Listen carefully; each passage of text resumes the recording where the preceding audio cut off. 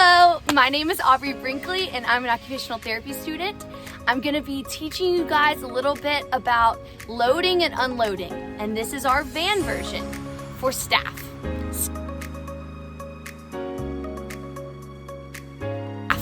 So, when you get to the van, you always want to make sure that if the villager has a walker, they are lining up the walker with the door, so squaring it up. I'm gonna demonstrate. I would have my walker, I would come forward slowly, and then I would line it up and then do the smallest turn. So maybe 3-step turn. If your villager is shorter and is not able to get their bottom all the way to the seat, what I want you to do is maintain their connection to this handlebar and the chair, then move the walker just a little out of the way where they're still able to grab in a case of emergency, but move the walker a little bit to the side. You get right in front of them, cup right under their bottom, and on the count of 3, you all go 1, 2, 3, slide. 1, 2, 3, slide until they're in and they can flip. And if your villager does not use a walker or a wheelchair and walks into the van, this is how I would suggest leading them. So always walk towards the van and make sure you're using the handles that are available. I would always hold on to the handle with the arm closest to the inside of the vehicle once seated. So hold on and turn backwards like this. Feels a little different, but it's a lot safer. Then they can reach back for the chair and scoot their bottom in. Once they're in and they're scooted halfway onto the chair, they can start moving their legs around and buckle up. Problem spot: if your villager is a little too short to reach back and sit on the chair when they get in, you can have them as close to the chair as they can with their bottom as high as it can go onto the chair. Then what I want you to do as a staff member is to always remember, create a rectangle with your shoulders and your hips. Never twist your spine, ever. So they're gonna be holding on, your villagers here, their bottoms as close to the middle of the seat as it can get, and you are gonna cup the bottom of them and try to help push them back. You can count a 1, 2, 3 and push together.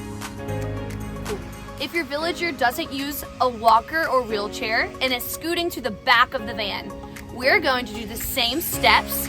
Walk slowly to the vehicle, put your inside arm on the handle, turn your bottom towards the chair, sit slowly after you reach back, and scoot. Then we're gonna turn our knees towards, same steps as the first example, except now we're gonna move towards the back of the van. Slow and steady wins the race. Tell them to take their time and use all of the steady objects in the car.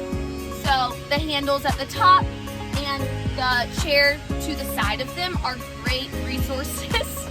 I would face towards the back of the van, get their hands steady onto the back seat area, and then slowly pivot their body around. Come along, let me show you. Welcome, we made it. Okay, continuation.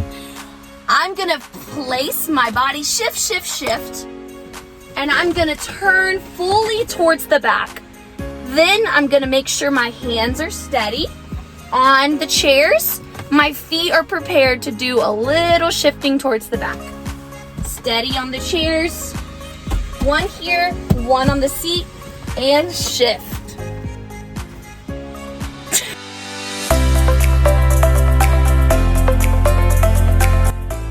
Hi everybody, my name is Aubrey Brinkley and I'm an occupational therapy student, and today I'm going to be walking you through tips and tricks of getting in and out of the transit safely. This is staff version. So we're going to start with example 1. Your villager doesn't use a wheelchair, doesn't use a walker, and is needing to get inside of the transit. We're going to always take this little guy very seriously. He is our helper. So we're gonna walk slowly to the van, to the transit. Hold on with your inside-most arm, because the best way is to flip this way. Feels counterintuitive, but it's much safer for them to take slow step. You are standing in front of them, making sure that your body alignment is strong.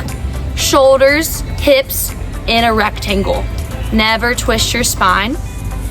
And you're gonna just be there to give them confidence or tell them to go slow. And then we're gonna do our second step. And then some of our villagers may be able to reach back for this chair and go ahead and sit their bottom down. If they can't, there's one final little step to go. Once they're seated, they can move their knees towards the front and scoot along the side. To get out, same direction. I would like for them to go scoot, scoot, scoot. Go ahead and fully pivot before you try to stand up. Always pivot forward. Hold on, hold on. Take your time getting down. As a staff member, protect your body by bending your knees a little bit, having your shoulders above your hips, and engaging your core. And just reminding them, take your time. That is if they're able to go backwards. If your villager without a wheelchair or without a walker cannot walk backwards, we're gonna have a different route. So they're gonna come up and we're gonna hold on with our inside arm. Then we're gonna hold on to this chair right here and take our time going forward. The end goal for this villager who can't walk backwards is gonna be to get into the second or third row. That's because I don't want them doing a 180 turn in this small area towards the front row. I want them to get to a safer place inside of the transit so they can do a safer turn. So they're gonna do their slow steps. Slow steps. At this point, they can let go and hold on both hands with this front seat until they can get into the van. And time to do their turn to sit down. This one's a little trickier, but the biggest thing to keep in mind for this going forward is to take your time, 1 foot, 2 foot, 1 foot, 2 foot, and then get all the way inside of the vehicle before you start doing that turn. As a staff member, remaining on the ground, not following them up into an unsteady area is the best. You're gonna be able to help them as they're making that transition. And if they do start to get unsteady, tell them just to hold on to the strongest points of contact, take their time, and breathe. If they do begin to fall, you are going to stay where you are, help them, guide them to the ground. So you can still keep your shoulders and your hips aligned. You're just going to help guide them to the ground by giving a strong, steady support. And once they're there, you can make your adjustments to get back up into the chair. But that's not gonna happen. Example 1 of your villager that walks without a wheelchair or a walker getting out of the bus. I would like for them to be able to hold on steady and come down forward 1 foot at a time. 1 foot, 2 foot, 1 foot, 2 foot to the ground, with you standing aligned, waiting just in case. If they are not about walking forward down those steps, we can sit. I get a little nervous about the descent from the chair to the ground, but I would just take your time. Make sure you're coming down from the lowest point, which would be where they are sitting. I'll show you an example. If you're here, go ahead, like I said, flip your knees. Then, if you want to, we can go slowly down, hand. Make sure all hands and feet, all 4, are on the steady point. Slow. Once they have their feet on the asphalt, I want you, this is where we as staff members get in trouble if we're trying to pull them funky. Make sure you have your shoulders and your hips aligned, cup your hands under their bottom, bend with your knees, and you guys work as a team. 1, 2, 3, standing up. Keep your core engaged. So it will go, they're here, 1, 2, 3, standing up. All right, example 2, your villager is getting into transit and uses a walker. Very similar to example 1. All I want is to make sure that we're taking our time with this walker. The walker is gonna come up to the door. Then we're gonna slowly turn, take some steps backwards, make sure your villager remains inside of the walker. Doesn't put it too far ahead, too far behind, right inside. Slowly, slowly turn. Then we're gonna do the same steps. Reach back, reach, we're holding onto our walker. We're reaching here, and we're reaching, there's not a ton of good area here, but mostly focus on this arm reaching. But I don't want them pushing on that walker, that's not safe. So I want them either holding on here, or if they can, reaching back for the chair. And 1 step, 2 step, okay? I forgot to mention, before you do the 1 step, 2 step, you can move the walker a little to the side where it's there in case of an emergency, but you are able to get lined up in front of your villager.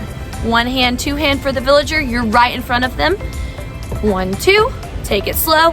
3, 4, take it slow until you can sit down, flip, and scoot. If you're going back that way or you need to go forward, same as example 1, I just want them to line that walker forward and then turn their body towards the vehicle, whether that be walker here. If we have to go forward stepping, we can turn our walker this way, hold on while you, the staff member, helps adjust the walker to the side of them. Once the walker's out of their line of walking, you can go ahead and start with that transition into the vehicle.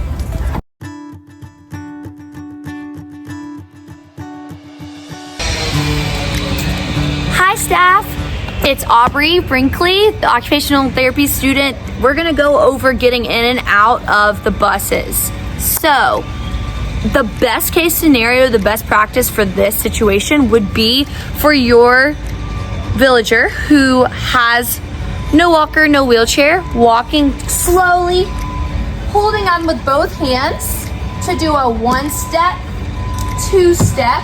Make sure your hands are always a little bit above where they're going so they can use their biceps to pull as well as their legs. 1 step, 2 step. 1 more, 1 step, 2 step. Once they're inside the vehicle, just encourage them to take their time and hold on to the sturdy objects that are around. For instance, the chairs and the poles. Take your time and hold on to a sturdy object. You made it up the stairs. Now you're gonna slowly grab a hold of the different poles and the different chairs as you go back. I want you to make sure the armrest is up for them so they can turn their body towards the chair. Their calves are on the back of the chair. Sit down and knees forward and scoot to the side. To exit, we're gonna scoot, scoot, scoot, shift, push down on all the sturdy objects. 1, 2, 3, push up, hold on, and take your time going down forward. If they're anxious, going down backward is okay.